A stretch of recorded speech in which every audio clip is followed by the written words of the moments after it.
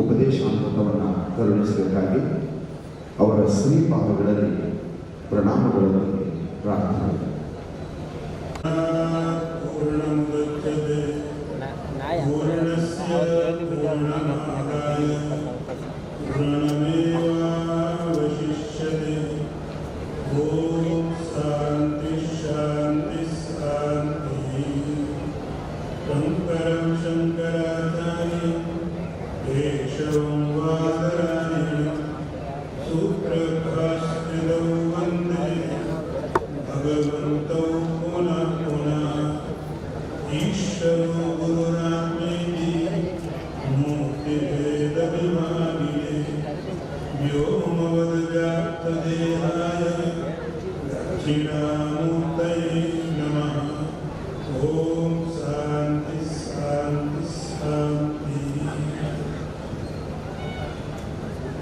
सिद्धारूढ़ परंपरा में भगवान भाष्यकार के और वैदिक सिद्धांत का निरंतर प्रचार प्रसार करने वाले ये सभी महापुरुष परम श्रद्धेय पूज्यपाद स्वामी श्री शिवानंद भारती जी आज का जो विषय रखा है वक्तव्य चतुर्विधा भजन्ते मां जना सुकृतिनोऽर्जुन। श्रीमद् भगवत गीता का यह वाक्य वक्तव्य विषय के रूप में रखा है। मुझे लगता है कि बहुत समय ज्यादा हो गया, इसमें मैं ज्यादा नहीं बोलूंगा। बहुत बोला भी गया है। सुकृतिनो जनाः चतुर्विधा भक्ता मां भजन्ते। मैं या तो इंग्लिश बोल सकता हूँ या हिंदी में। मैं समझता हूँ हिंदी बोलना ज्यादा सही है। चार तरह के लोग मेरा भजन करते हैं, लेकिन उन चारों में एक चीज बहुत सामान्य है और वह सुकृतिना जना। जब सब पुण्यात्मा लोग कर्म सब करते हैं, लेकिन किन्हीं किन्हीं के कर्म सुकृत होते हैं। जिनके कर्म सुकृत होते हैं वे लोग ईश्वर को अपने जीवन में चुनते हैं। पहली स्थिति में हमारे जीवन में केवल संसार होता है, परमात्मा होता नहीं है। लेकिन पुण्यों के कारण धीरे धीरे हम अपने जीवन में परमात्मा को भी हिस्सा बना लेते हैं। हमको लगता है कि कुछ प्राप्त करना है, हमारे कर्म पर्याप्त नहीं है, हमको ईश्वर की सहायता लेनी चाहिए। तो हम ईश्वर को स्वीकार करते हैं और ईश्वर हमारे जीवन का एक हिस्सा बनता है।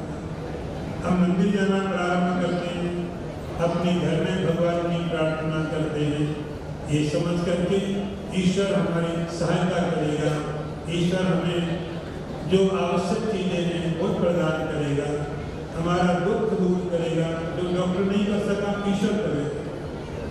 जो डॉक्टर कह देता बस इतने में कर सकता हूँ, उससे ज्यादा नहीं, अब तुम प्रार्थना करो, तब हमको लगता है ईश्वर की आवश्यकता है।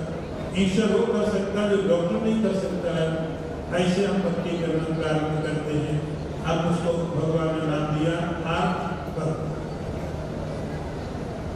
उसके बाद हमको लगता है जो हमारे पुरुषार्थ से नहीं मिल रहा है, धन पर प्रतिष्ठा, हमने सब कुछ करके देख लिया है लेकिन वो नहीं मिल पा रहा है, तो और साधन हो सकता है ईश्वर होगा। तब हम ईश्वर की आराधना करने लगते हैं, ईश्वर को माध्यम बना लेते हैं धन प्राप्त करने के लिए, पद प्राप्त करने के लिए। ये भक्ति हो जाती है। अर्थात दुखों को दूर करने का माध्यम ईश्वर बन जाए वो भक्त कहलाता है। संसार के पदार्थों की प्राप्ति के लिए परमात्मा माध्यम बनता है, वो अर्थार्थी कहलाता है। अब जब कोई इनसे थोड़ा ऊपर होता है,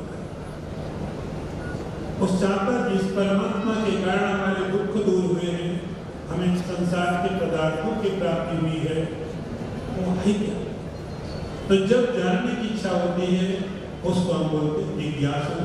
ये जानने की इच्छा परमात्मा भी कर रहा है, जिज्ञासु और जब जान लिया, जानने के बाद उसको भगवान नाम देते ज्ञानी।